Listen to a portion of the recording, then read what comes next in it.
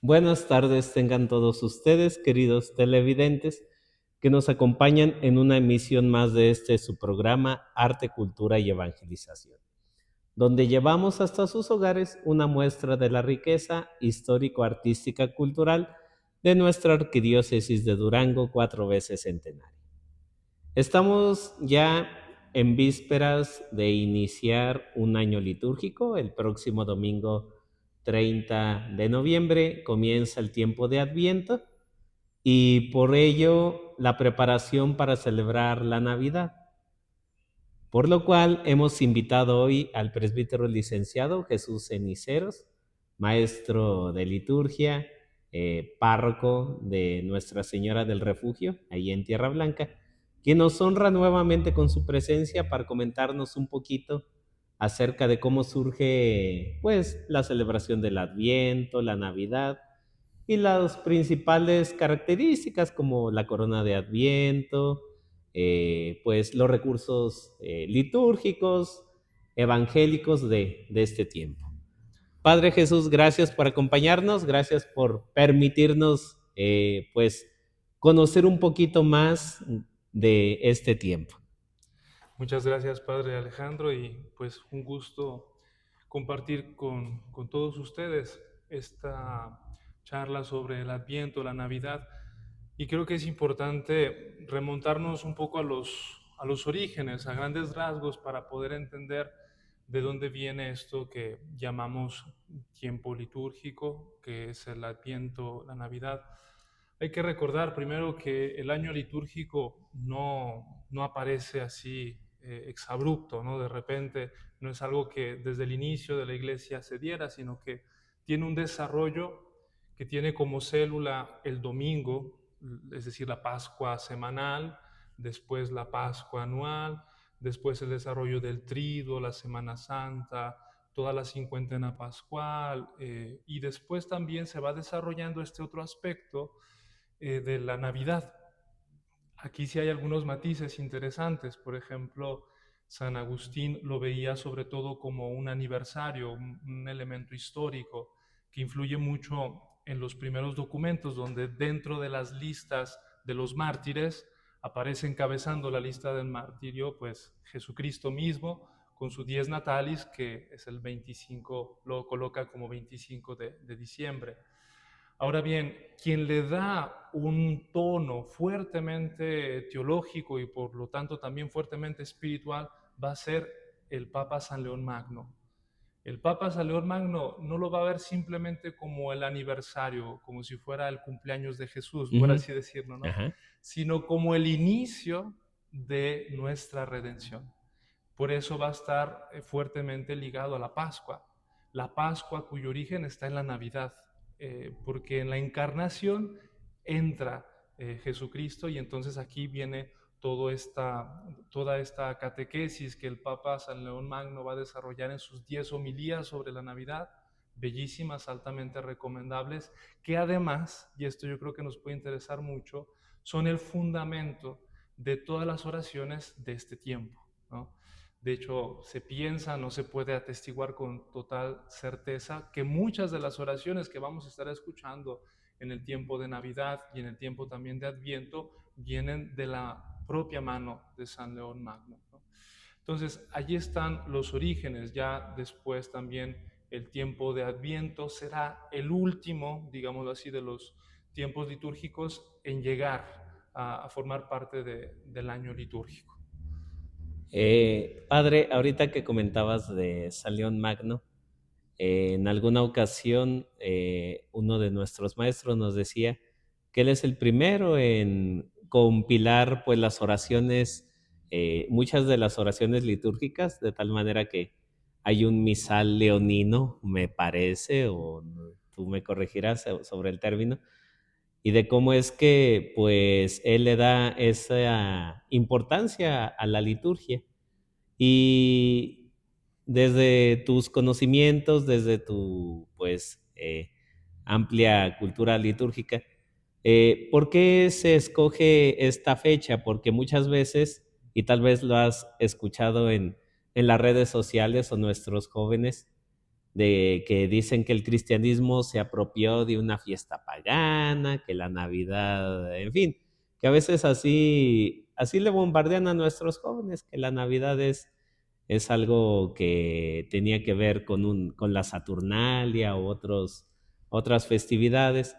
¿Podrías explicarnos así, a grandes rasgos, cómo es que el cristianismo pues tiene otro origen? Sí. Ahora bien, primero este sacramentario, que es es el libro litúrgico del rito romano más antiguo que tenemos, es decir, el testimonio de las oraciones dentro de la liturgia romana más antiguo. Y se le llamaba en un inicio el sacramentario leoniano porque Ajá, se pensaba que todas las oraciones que estaban ahí estaban atribuidas a San a León. San León Magno, pero recientemente se cree que algunas sí, otras no, por eso hoy se opta por llamarlo sacramentario veronense, Ah, ok. más bien por el lugar donde está, en Verona, ¿no?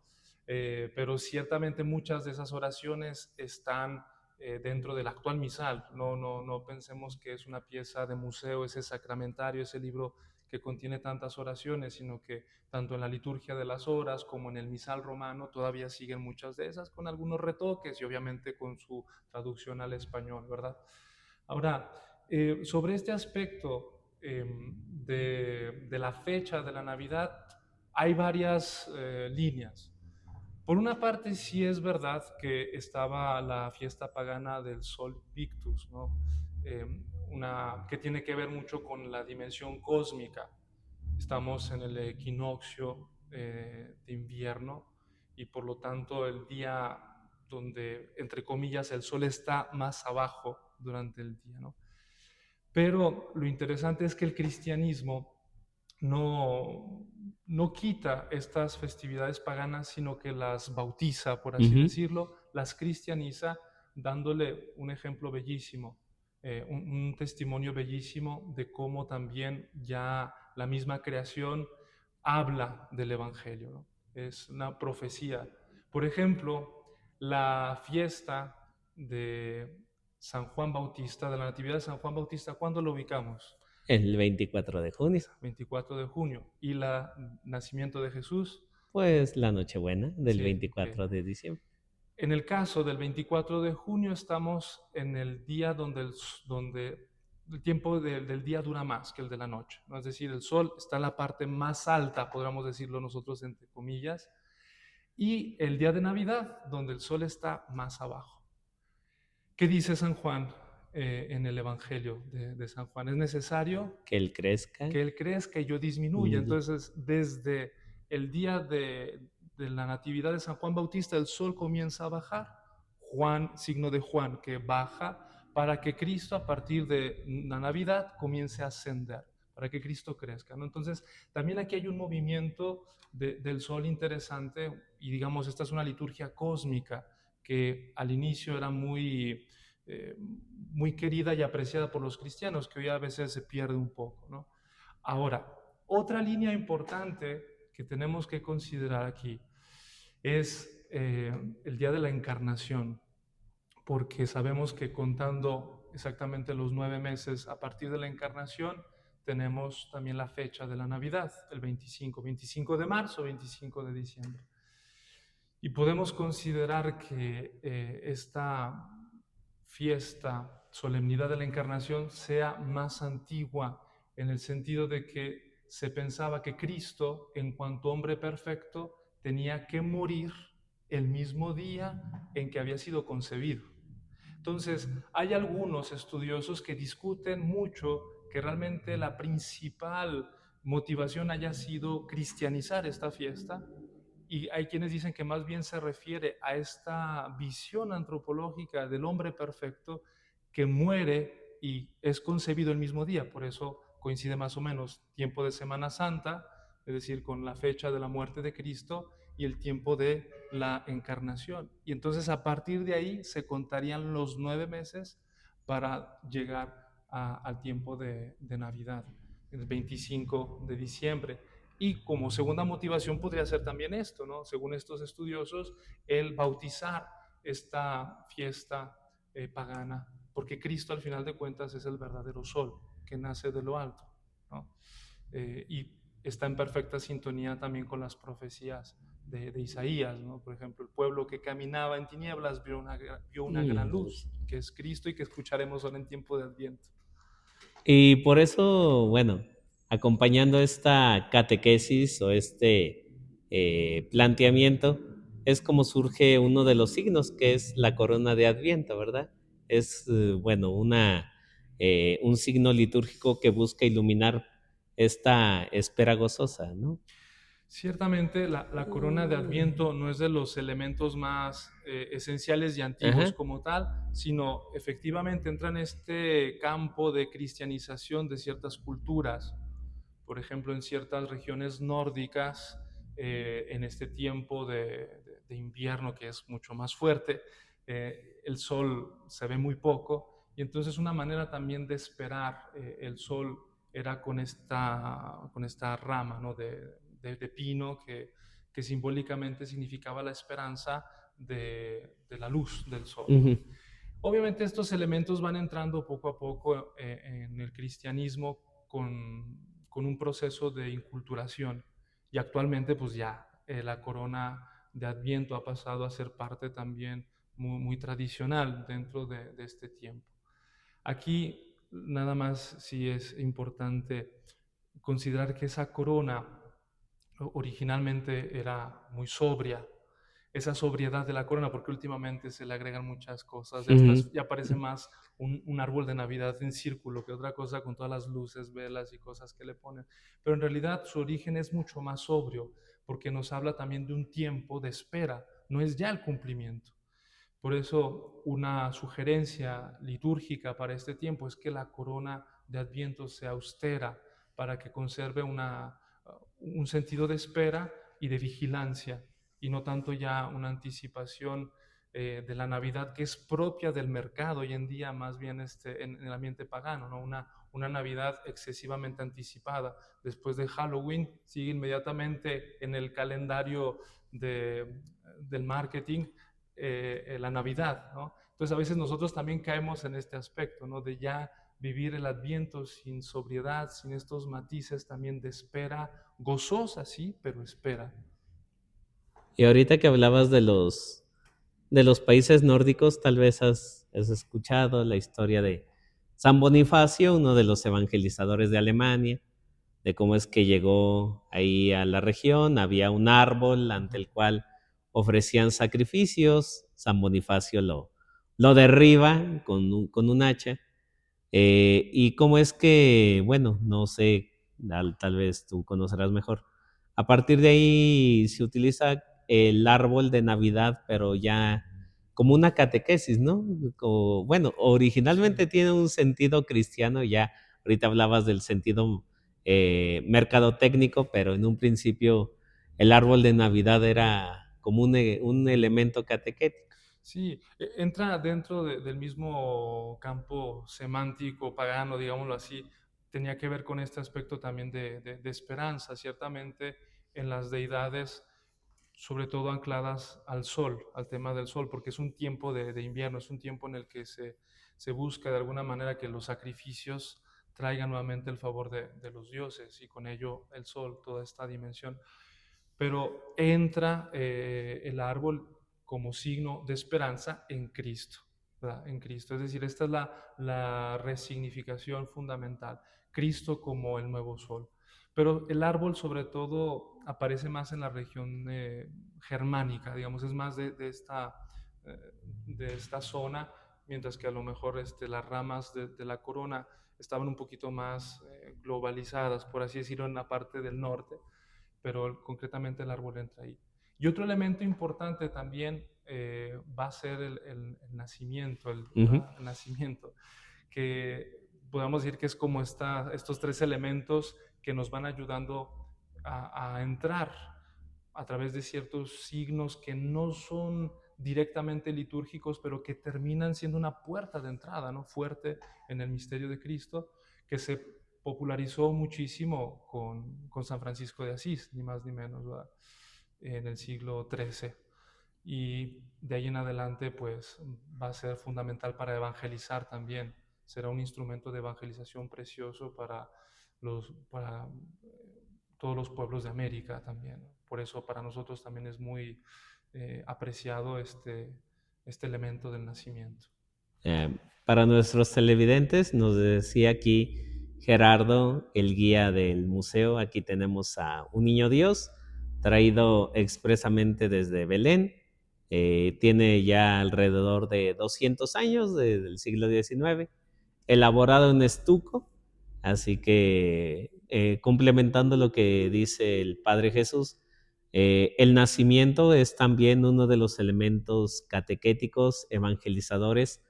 En Europa les llaman Beléns, así, con el fin de resaltar eso, resaltar cómo es que la Navidad, pues, aun cuando algunas personas han sugerido que se llame felices fiestas para no ofender a otros, en realidad el origen cristiano es lo que prevalece o es lo que le da sentido a estas fiestas.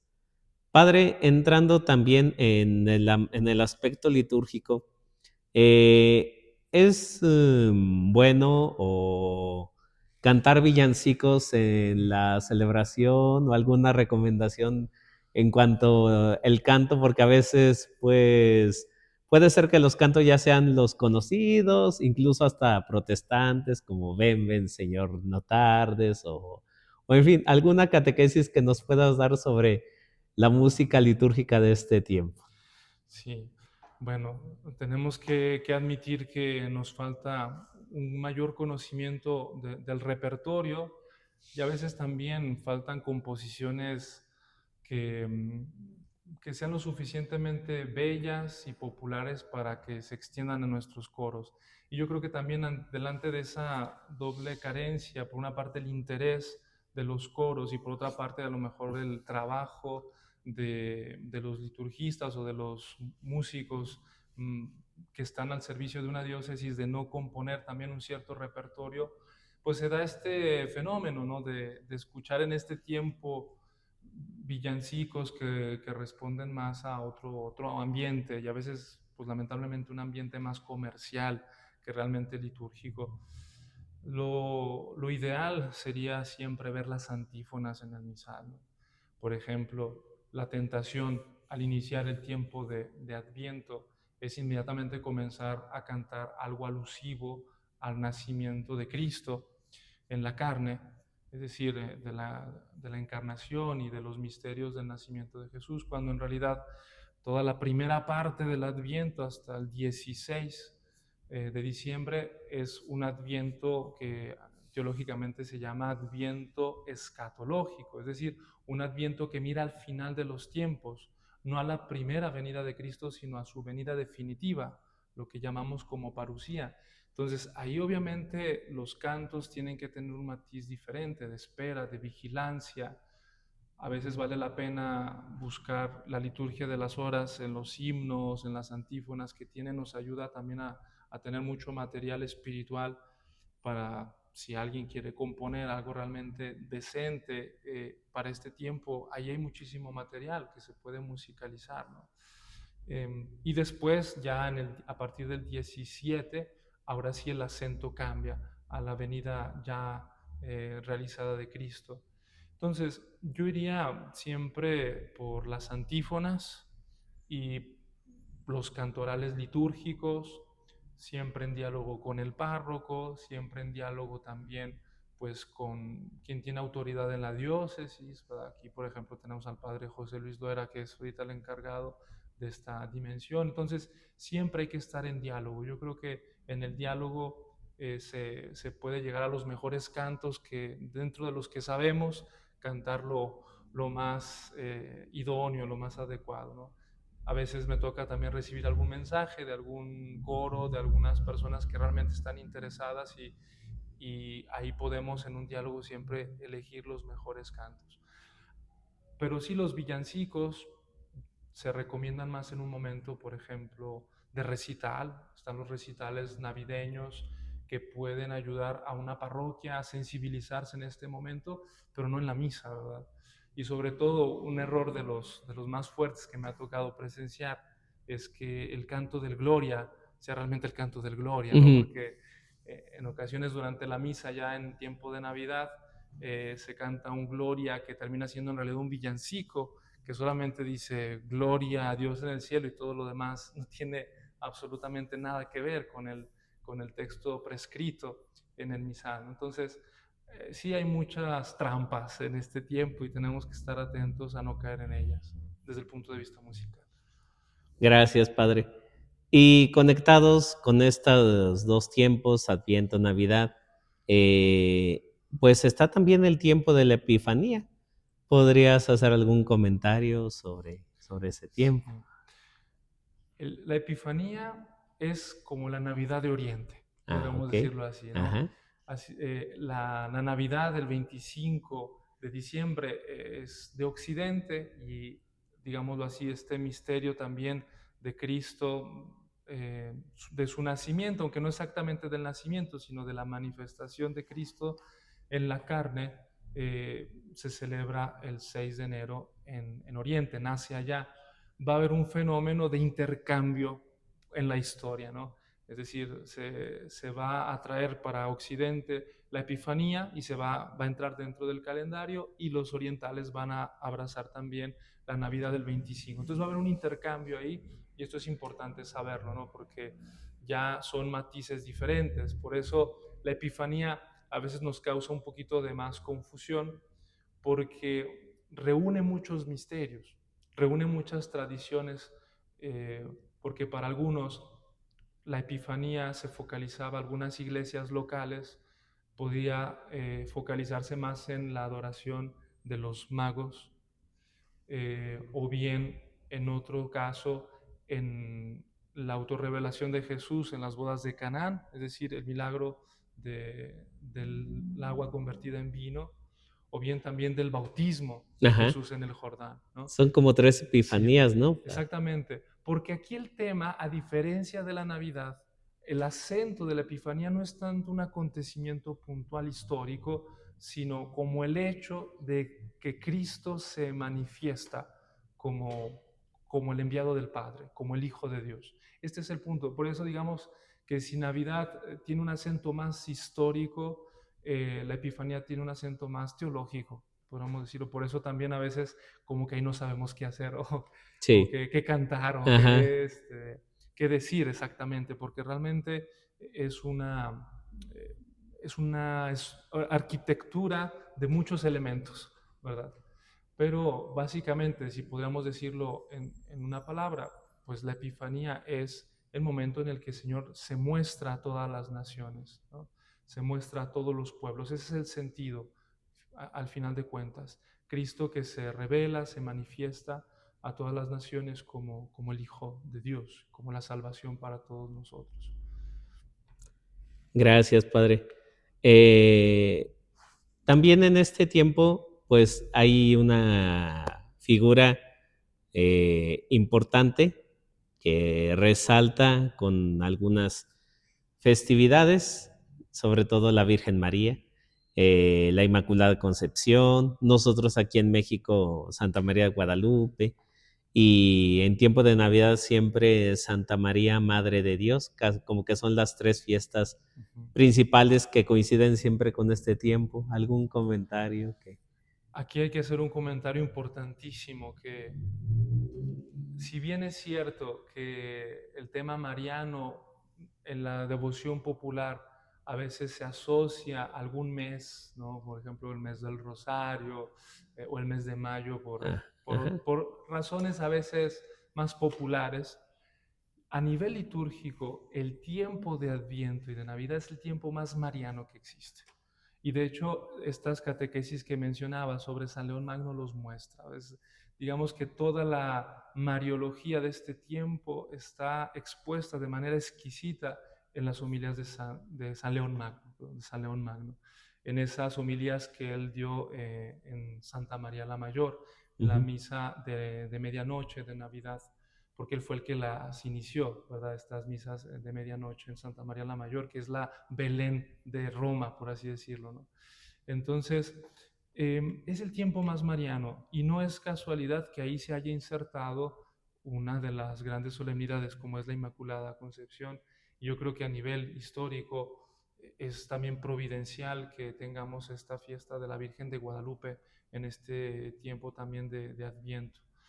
Porque la razón es cristológica, ¿verdad? Es decir, como cuando le preguntaban a San Juan Pablo II, ¿por qué es usted tan mariano? Por motivos cristológicos, ¿no? Ajá. Porque Jesús toma una naturaleza humana, Cristo, el Verbo, toma una naturaleza humana para realizar en ella nuestra salvación. Pero esta naturaleza humana la toma de María. Entonces, hacer memoria de María le da realismo a los misterios que Cristo ha realizado por nuestra salvación en su propia carne. Por ejemplo, la mención dentro de la misa de María no es simplemente devocional, es recordarnos que estos misterios que celebramos se realizaron verdaderamente. Es decir, hablar de María es hablar del realismo de la encarnación. Hablar de María es el antídoto contra un cristianismo abstracto, un cristianismo de ideas, un cristianismo solamente doctrinal. Nos recuerda siempre este hecho, ¿no? Y además María nos da esta tónica espiritual del Adviento, este acento espiritual del Adviento que es la alegría. No hay que olvidar que el modo en el que María dice sí en Lucas tiene esta particularidad, ¿no? Que no dice simplemente sí, sino que utiliza un modo verbal que no existe en español, que es el optativo en griego, que nosotros podríamos más o menos traducir como ese subjuntivo de deseo, ¿no? Ujú. Que así sea, ¿no? Que así sea, que se realice, pero en un sentido de alegría, es decir, no estoy como impaciente ante una realidad tan bella, tan grande de que se realice. Entonces, María, además de mostrar este realismo de la encarnación, nos muestra también el sí de este tiempo de Adviento y Navidad, que es un sí de alegría, de que así se realice, no solo en la historia, sino también la historia universal, en la historia de la salvación, sino en nuestra propia historia, ¿no? Así es. Gracias, Padre, gracias por iluminarnos sobre estos tiempos. Una última reflexión, un último mensaje que quieras. Bueno, creo que es importante, como ya lo comentaba, solamente reforzar esto, ¿no? Que el tiempo de Adviento eh, es de alguna manera parecido al tiempo de Cuaresma en cuanto a un tiempo de preparación.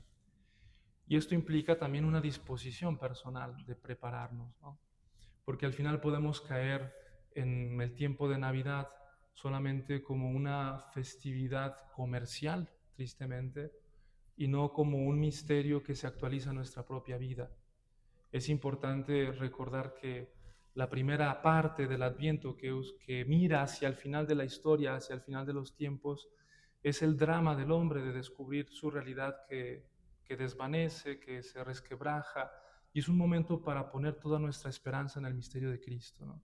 Entonces, ojalá que este tiempo de Adviento que ya vamos a iniciar sea un verdadero tiempo de conversión en la alegría, porque tal vez esta sea la diferencia en relación a la Cuaresma, que tiene un tinte más Penitencial. penitencial. Ajá. En este caso, el Adviento mantiene una conversión, pero desde la alegría. Y ahora que estamos ya culminando también el año jubilar de la esperanza, creo que es clave esto, es importante, desilusionarnos de nuestras falsas esperanzas para poner toda nuestra esperanza en el misterio de Cristo que nace y renace en la Eucaristía y en nosotros, ¿no? Por eso es un tiempo también clave para prepararnos espiritualmente y poner toda nuestra esperanza realmente en Cristo. Gracias, Padre, gracias por esta invitación a vivir el Adviento con alegría para que nazca la esperanza de Cristo en esta Navidad y nos acompañe toda la vida. Gracias, Padre, por esta charla. Esperemos contar nuevamente con tu presencia en otra ocasión. Gracias por Muchas gracias. acompañarnos. Agradecemos también a nuestras colaboradoras, Gaby Juárez y Cris Lira, en la transmisión de este programa, y los esperamos el próximo jueves en punto de las 5 de la tarde en este su programa Arte, Cultura y Evangelización. Hasta la próxima.